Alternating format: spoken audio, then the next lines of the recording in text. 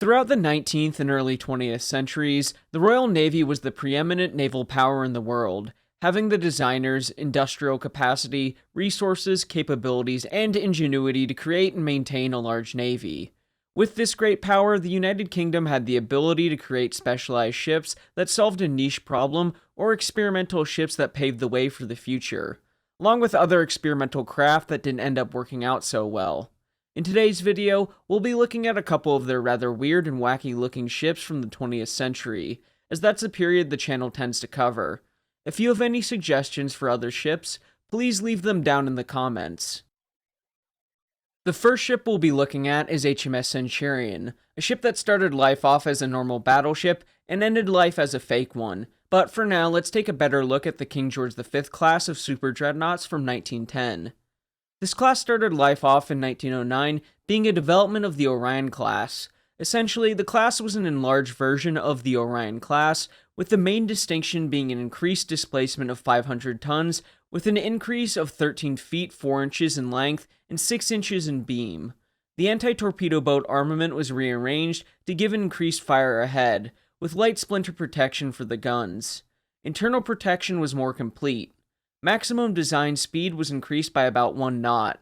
There was improved and modified bridge work as well. Another design choice was that the Admiralty, at first, equipped the King George V class with a single pole mast, but they were inadequate to support the fire director tower and the large control top for the director control system. With the persistence of Admiral Sir Percy Scott and the successful trial of the Vickers-type director in October and November of 1912, Centurion and the rest of the class were refit for director firing, with the original small spotting top on the mast being replaced by the much larger circular control top. To support this, tripod legs were fitted to the mast of Centurion and 2 other ships of the class. The class came in around 800 tons heavier than the Orions and an increased draft of 3.5 inches. The armament was virtually identical to the Orion class, except for Q turret, which had a wider arc of fire than the Orions, along with the previously mentioned changes to the secondary battery. When it comes to armor, it was more complete than that of the Orion class, the longitudinal anti-torpedo bulkheads being continuous between the end of the barbettes. General protection was improved over the Orions, which we will discuss when we get to the ship's particulars. But it should be noted that the secondary armament having splinter protection from the outset of the original design was a first for the Royal Navy rather than an experiment as found on the Conqueror. Now, as for our particulars, Centurion was built in Devonport, being laid down in January 1911, launched in November 1911, and commissioned in February 1913, having a 25,420 full load displacement, and as for machinery, Centurion had 18 Euro boilers, which gave steam to 2 sets of steam turbines, driving 4 shafts, giving her 27,000 shaft horsepower as designed, and with that a 20 to 21 knot top speed. As for armaments, she carried 10 13.5-inch 45 caliber guns and 5 twin turrets, with 2 forward, 2 aft, and 1 just after the second funnel. She also carried 12 4-inch 50 caliber guns, 1 12-pounder, 4 3-pounders, 5 Maxim machine guns, 10 Lewis guns, and 3 21-inch torpedo tubes, 2 beam and 1 stern tube. As for armor, she would have a main belt of 12 inches, an upper belt of between 8 and 9 inches, bulkheads with a maximum thickness of 10 inches, and barbettes with a maximum thickness of 10 inches. As for the turrets, they had a face thickness of 11 inches. The conning tower had a maximum thickness of 11 inches, with the decks varying between 1 and 4 inches. Before Centurion was even commissioned, she ran into some problems, quite literally. While on sea trials in December 1912, she collided with the Italian SS Derna. Unfortunately, the little Italian ship went down with all hands, and Centurion sustained some rather serious damage. Centurion's stem was fractured for about 40 feet, and some frames were bowed in this area, causing her to go back to dry dock for repairs. In May 1913, she was commissioned as part of the 2nd Battle Squadron of the Home Fleet. Over the coming year, she helped in goodwill visits to Germany and France, even being the flagship for the admiral in charge of the 2nd Battle Squadron. By July 1914, with the July crisis and the Royal Navy conducting test mobilizations as an economizing measure rather than the full fleet maneuvers, she and the now Grand Fleet went to Scapa Flow to be farther away from the possible threat of German torpedo boat attacks. By early August, with Britain at war, Centurion and other dreadnought battleships could not be stationed in Scapa Flow as it was not safe, considering it was not defended properly or had the capabilities to supply and maintain so many vessels at once. So the now Commander-in-Chief, Admiral John Jellicoe, had his ships drilling in the North Sea or at fleet anchorages farther to the west, like he did with Centurion in the 2nd Battle Squadron. In late October 1914, the 1st and 2nd Battle Squadrons were at 2 anchorages further to the west, Loch Nakiel on the Isle of Mull on the Scottish west coast, and Loch Swilly on the north of Ireland. Both harbors had narrow and easily defensible entrances, as well as shallow bottoms, making entrances for submarines difficult. After the losses of the Bacanti-class cruisers and the older Hawk in the North Sea due to U-boats, the threat that U-boats presented was realized. However, the threat to the 2nd Battle Squadron was not from U-boats, but mines. As the North German Lloyd liner Berlin had laid mines off Loch Swilly near Tory Island, right in the path of the 2nd Battle Squadron was going to take to conduct gunnery practice. The battle fleet consisted of the firing line Centurion, the flagship, Ajax, and Audacious, while the target line consisted of Orion, Monarch, and Thunderer. On the morning of the 28th, the 2nd Battle Squadron with Audacious third in line maneuvered. As she was turning onto the gunnery range with the official time for the signal given to make this turn at 8:40, and approximately at 8:45, a dull explosion could be felt in Audacious.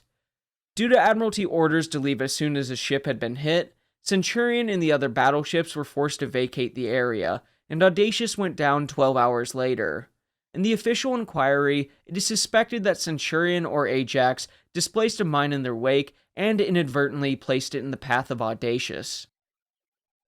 Centurion, although witnessing the sinking of her sister, had not fired her guns in anger against an enemy. The first time a chance came for a major fleet action was after the first raids on Scarborough, Whitby, and Hartlepool by the German scouting groups with the High Seas Fleet out in support. The Royal Navy put out to respond to this threat, including Centurion and her sisters. Still, a major fleet action did not materialize, with only the screening forces engaging one another briefly, leading us to January 1915, when Centurion sorted in support of the battle cruisers for the Battle of Dogger Bank, and I'd recommend my video on HMS Tiger for that, link in the description. Centurion did not engage the Germans once again, as the battle developed into a chase between Beatty and Hipper. Besides some refits and being based out of Invergordon as to be closer in case of raids, nothing of note happened for Centurion between 1915 and halfway through 1916, when on May 31st, the Battle of Jutland kicked off, where she was part of the 1st Division, and although participating in the battle, she didn't do all that much. She fired 4 salvos in the battle, around 19 shells, all of them at the battlecruiser Lutzow. Centurion did not hit her mark. At around 7:15, Iron Duke, Centurion, Royal Oak, King George V, Temeraire, Superb, and Neptune all reported hits as the British line swept the length of the German line at close ranges. Centurion did not sustain damage in the battle and had a small refit after the other battle-damaged ships had gone through and gotten repaired. Since no other fleet action occurred during the rest of the war, besides her usual drillings, refits, and patrols, Centurion had an uneventful time. Following the war in 1919, she was a part of a few operations like a prisoner of war exchange with the Bolsheviks, and she was sent to the Mediterranean to be part of the newly organized Mediterranean Fleet after the Grand Fleet had broken up. In 1920, Centurion was temporarily put in the reserve at Malta and completed for further service with the fleet in August of that year. However, with the Washington Naval Treaty restrictions, Centurion was on the chopping block, being pretty old by this point, and by April of 1926, she was chosen to replace HMS Agamemnon as a radio-controlled target ship.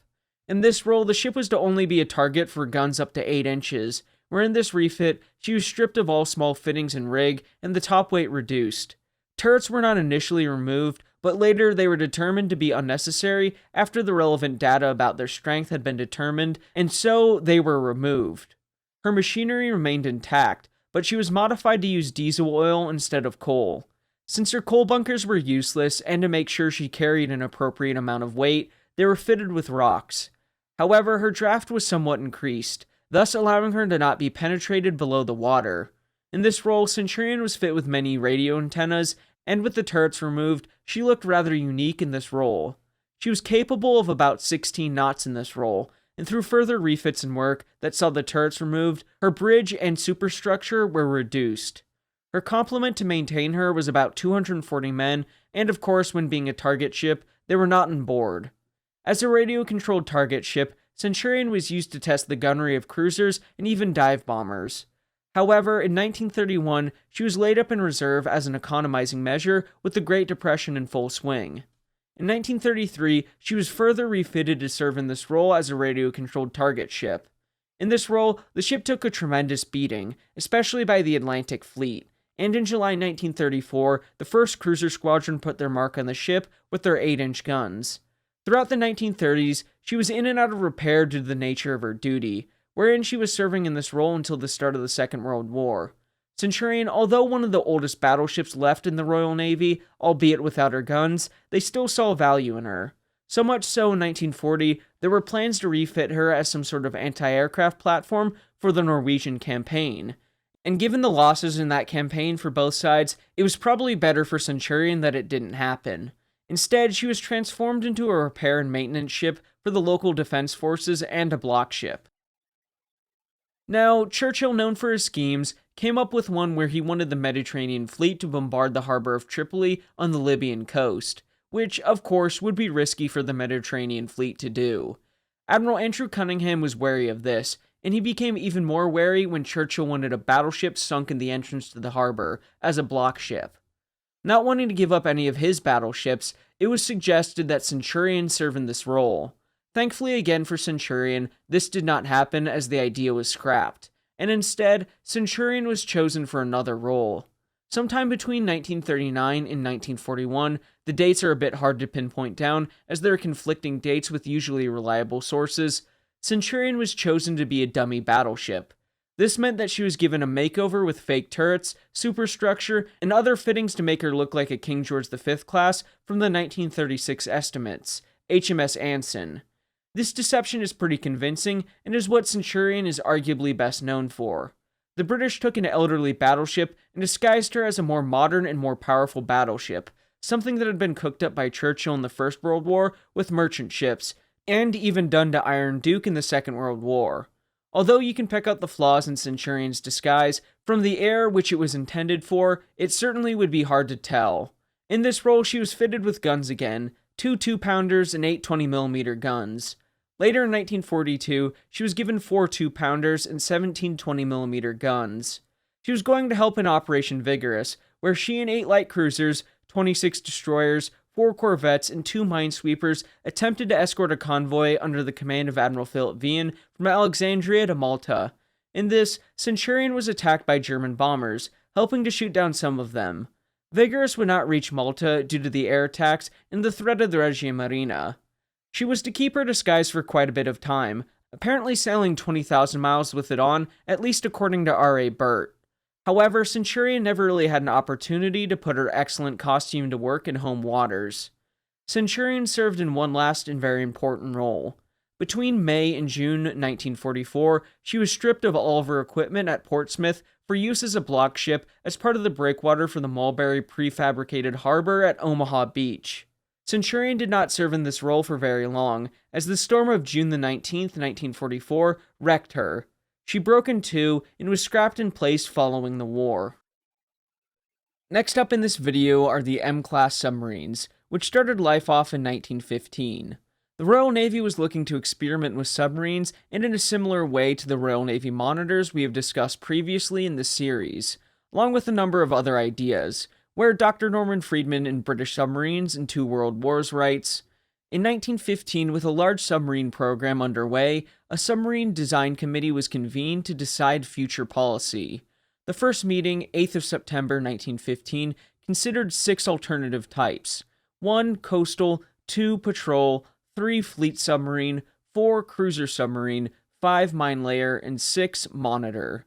The first 2 already existed, and the value of 3 would be gauged after the first of the K-class, K3 trials. 2 E-boats were already being converted to mine layers. The Cruiser 4 was considered feasible, but it would have few targets. A long-range submarine of this basic type would, however, be invaluable in connection with a blockade. That left only 6, the Monitor, for near-term construction. It would mount a single 12-inch gun, in effect substituting for torpedoes. It would be used for a surprise attack, the submarines popping up and firing. It may be considered the very distant ancestor of submarine-launched anti-ship missiles. The Monitor submarine could also shell places inaccessible to surface warships, which the one place they could do so on the German coast was Heligoland. The committee in charge of the designs thought the 12-inch gun was too large for the submarine, and thought a 7.5-inch gun might be a better fit for these Monitor submarines.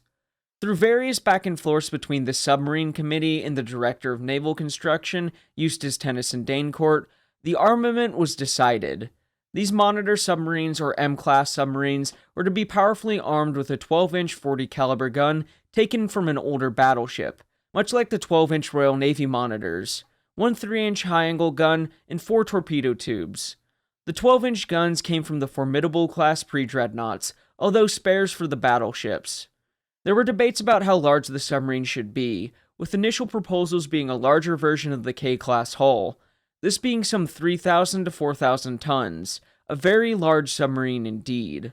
All the debates led to a compromise of a modified J-class hull and a power plant of an L-class submarine.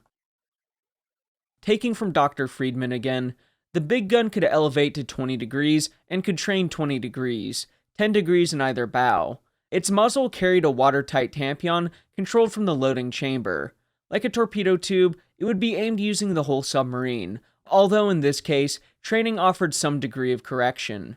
The gun was wet, and it could be fired properly after a week on patrol when the submarine sometimes dived to 100 feet. After seeing a target at periscope depth, 28 feet, the submarine could reach the surface in 25 seconds, fire, and return to periscope depth in 15 seconds.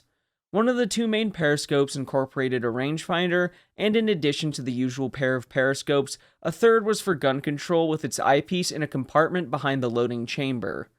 Surface seakeeping was particularly important, as handiness, the gun could not traverse very far. Fear that the shock of firing would damage the batteries proved groundless. To ensure the massive gun didn't fail, the submarines had to be adopted to patrol work. Apart from the gun, the submarines had good underwater qualities, at least some of them. The design was complete in June 1916, and orders were started that year. The submarines were initially referred to as the Special K class and designated K-18 through K-21. They were renamed M1 through M4 in April 1918. The first pair were designed with 18-inch torpedoes, the second pair with 21-inch. Construction was initially delayed for fear the Germans would build their own Monitor submarines, which would do far more damage than the British ones. However, construction was accelerated later, and M1 entered service in mid-1918. A vessel of a little under 1,600 tons on the surface, and a top speed on the surface of 14.7 knots. Not great, as it was expected to reach 16 knots. The rest of the class were finished after the war and entered service in a new world, besides M4, which was broken up on the slipway, where, to quote Dr. Friedman once more, "The gun was never used operationally, and any idea of using a gun as a torpedo substitute died after the war. However, large submarines with good underwater qualities proved useful, because they could be usefully converted for other test purposes. M2 became in effect a submarine aircraft carrier, and M3 a mine layer." The submarine survived the Washington Naval Treaty through a loophole that basically didn't look at the caliber of the submarine's guns, leading us to some ships we will look at in the future. The submarine operated until late 1925, when M1 was sunk in an exercise when she was ran by a Swedish merchant ship. M2 and M3 were put in reserve and used for other roles. Starting in the early 1920s, there were some in the Royal Navy who wanted patrol submarines, and a great way to extend the range of those patrol submarines was to add an aircraft. The remaining M-class were perfectly suited for this experimental work, and specifically M2. Dr. Friedman writes about the conversion, "The Air Ministry considered the project feasible, and it went ahead. Money for the submarine modification to M2 was provided in the 1925 to 1926 estimates. The Air Ministry pointed out anything short of a catapult would limit the aircraft to very low performance and would also require considerable wind over the deck for a 50-foot run, typically 26 knots, far beyond submarine performance. Nor would it be wise to re-embark the aircraft by floating it on board. As a fallback, M2 could use her crane to place the seaplane in the water so that it could take off under its own power. Completion for the conversion was initially set for May of 1926, but problems with the catapult and with the delivery of the hangar frame's casting delayed it.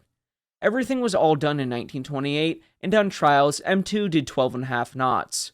She operated in this experimental role until January 1932, where she sank stern first and was found on the seabed with her hangar door and also the access hatch between the hangar and the submarine open. That was inconsistent with the sinking, and therefore it was determined that the sinking was most likely due to valves in the after ballast tank being inadvertently left open, with the hangar and hatch being open only exacerbating the issues, leaving us with one left in the class, M3. M3 was converted into a mine-laying submarine in the late 1920s with a great deal of difficulty. There were a number of trials with a number of failures, namely interior mine-laying equipment. The kinks in the mine-laying equipment was eventually worked out. M3 wasn't exactly the most seaworthy submarine, having a lot of difficulty in rough weather, where she was described as a good mine layer, but a bad submarine. So the future mine-laying submarines the Royal Navy hoped to build had to be good submarines. Still, with the new rules of the London Naval Treaty, the mine-laying submarines had to be scrapped, and M3 was therefore scrapped in the early 1930s. HMS Argus, as taken from the comments in the last video, is the final ship on our list, being converted from the hull of an incomplete passenger liner in 1916 and launched to a revised design as an aircraft carrier on December 2, 1917. Royal Navy aircraft carrier development before Argus focused on being seaplane tenders or simply as a platform for takeoff like that of HMS Furious, which had been fitted with a forward flying-off platform in 1917. Argus, like the other early carriers, saw a lot of experimentation with her design and her usage. The original passenger liner hull was kept up to the shelter deck. Still, the commercial machinery was modified and destroyer-type boilers were substituted, with a forced draft to provide sufficient steam for about 20,000 shaft horsepower. Originally, her bridge structure was to be connected over the flight deck, where aircraft came from the rear preparation area to the front flight deck and flown off there, with seaplanes tended to by a crane. But E.H. Dunning's landing on Furious in 1917 showed that a more advantageous design was necessary. So a new design with a flush flight deck with no island was next thought of, with workshops forward and a hangar aft built up from the shelter deck, the roof of the hangar forming the upper strength deck. The funnel uptakes were brought up in such a way that they ran in the open space between the hangar and the flight deck. Through annular casings and fans, the gases were funneled under the after flight deck. Although aircraft did not fly through the gases, a final approach probably wasn't fun. Taking from R.A. Burton British Battleships 1919 to 1945, the first really successful carrier was Argus, completed in September 1918 with a capacity for 15 to 20 aircraft. She was originally the Italian liner Conte Rosso, building in the UK on the outbreak of war, and later purchased by the Admiralty with a view to converting her to a carrier when the opportunity arose. She had a completely unobstructed flight deck, which had been achieved by sitting the navigation bridge, etc. forward beneath the deck, the chart house being raised and lowered by hydraulic power. The arrangement of the funnel uptakes was difficult, as the arrangement did not work well either, making the after hangar similar to an oven, and it's not surprising it hasn't been repeated since. The flight deck was made up of light steel plating, supported by the hangar roof and funnel trunking. The gap between the top hangar and the bottom of the deck was 14.5 feet. In October 1918, the first flying off and landing operations proved successful, whereafter a wooden and canvas frame was fit to Argus to act as a bridge structure to see the effects of such a structure on aircraft operations. By the end of the trials, Argus proved that the islands didn't affect the flight operations, instead it enhanced them as it gave pilots an aid in landing, giving them a vertical reference in which they could not judge their height and position relevance to the ideal landing point, giving the Royal Navy the idea for such structures on Eagle and Hermes. The temporary structure was removed, and Argus was never given an actual one due to her narrow deck. The navigation of the ship was done on either side of the flight deck, eventually like the rebuilt Furious, including a retractable chart house in the center of the flight deck.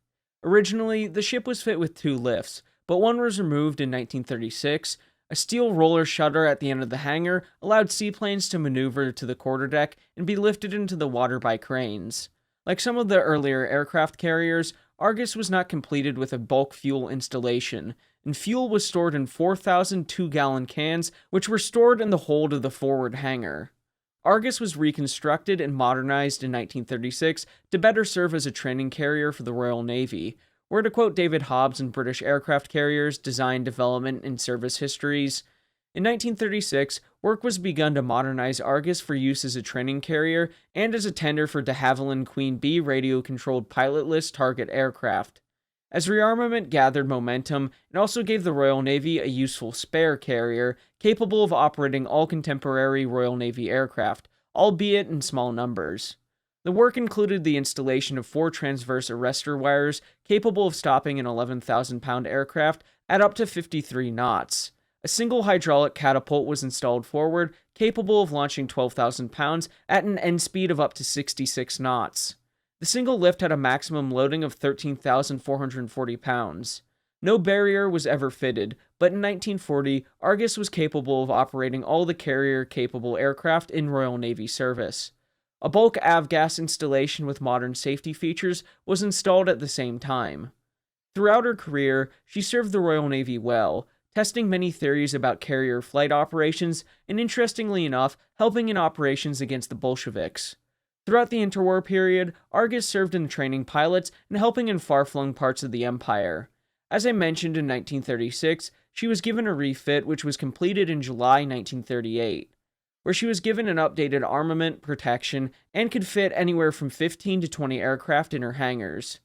Throughout most of the Second World War, she ferried aircraft to and from places and continued training pilots from time to time, surviving the war and being broken up in 1947.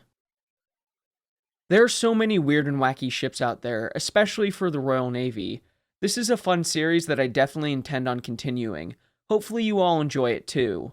I know I didn't cover every odd ship or boat the Royal Navy had constructed, or other nations for that matter. If you have any ship in particular you would like me to cover in the future, please put it in the comments.